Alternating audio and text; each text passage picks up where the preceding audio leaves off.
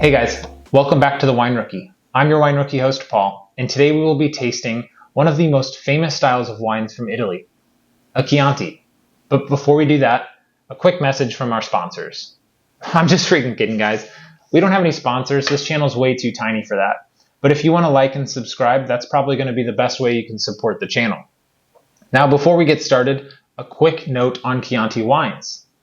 Chiantis date all the way back to the 14th century, and they're required to be made out of at least 70% of what most consider the most important grape varietal out of Italy, the Sangiovese grape. Now, if you notice on the Chianti wines, they all have this DOCG label. This is a really important label, and it basically translates into Controlled and Guaranteed Denomination of Origin. It's a government regulation that basically says this is a Chianti wine. It goes through numerous tests before they can release it with the name Chianti. Guys, today we're going to be opening up Il Palazzo DOCG Chianti 2020 vintage. James Sucklings tried this wine and reviewed it and gave it 91 points, and he mentioned that this wine is ready to drink now. So let's drink.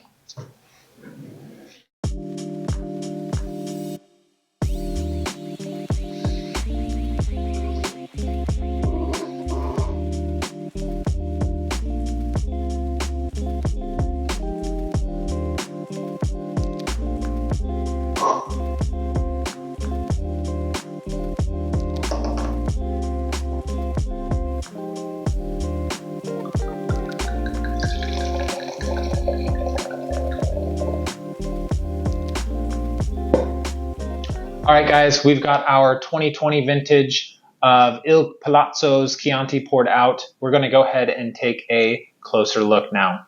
First, the color.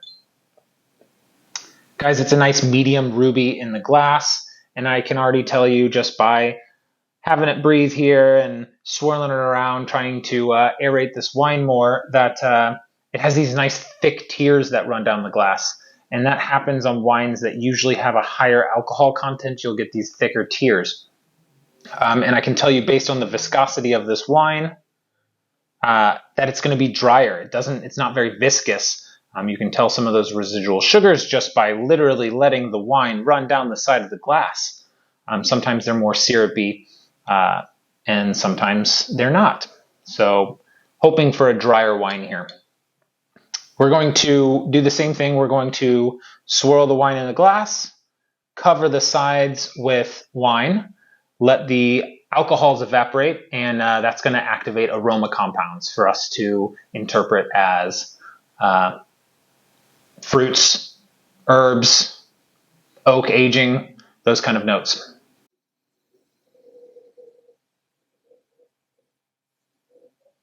Guys, bright red fruits come here. Absolutely brilliant red fruits of tart cherry, strawberries, and raspberries in this wine.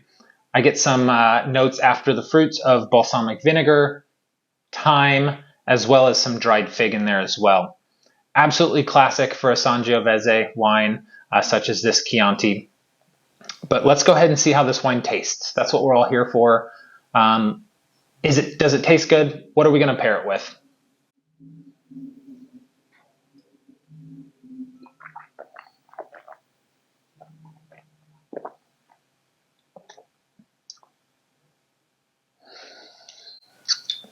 I'd like to mention retroolfactory. I get more red fruits. That cherry is really pulling forward, and some dried herbs like some dried oregano, dried basil on the tasting notes. Guys, I don't know if you can tell. By the way, I'm trying to add some moisture back into my mouth. This is on the higher tannic side of wines, medium plus tannins, and my mouth is just completely dried out. It's a good thing, though, because this is also a fairly acidic wine, so all that balances pretty well. And again, on the drier side, like we said. Guys, this is delicious. James Suckling said to drink this now, and I will drink the heck out of this right now. I'm going to pair this on a cheese board with some thick slices of highly peppered salami. I think it's, is it Genova salami? That has a lot of those black peppercorns in it. I think is going to pair well with this. And on your cheese board, some Asiago cheese. I think is going to go well with this highly high tannin wine. Sangiovese Chiantis are great because they pair well with really acidic tomato dishes because they do such a great job at drying your mouth out with all those tannins. So this is going to go great with a ragu. Try it with some ground pork instead of ground beef, and I think you'll be really surprised with how well that's going to work. Again, with the ragu, make sure you pair it with a high quality pasta. I feel like so many people buy grocery store pasta for 99 cents because it's just so cheap, but try looking for something that's a little higher quality. You want your pasta to be nice and al dente with a good mouthfeel.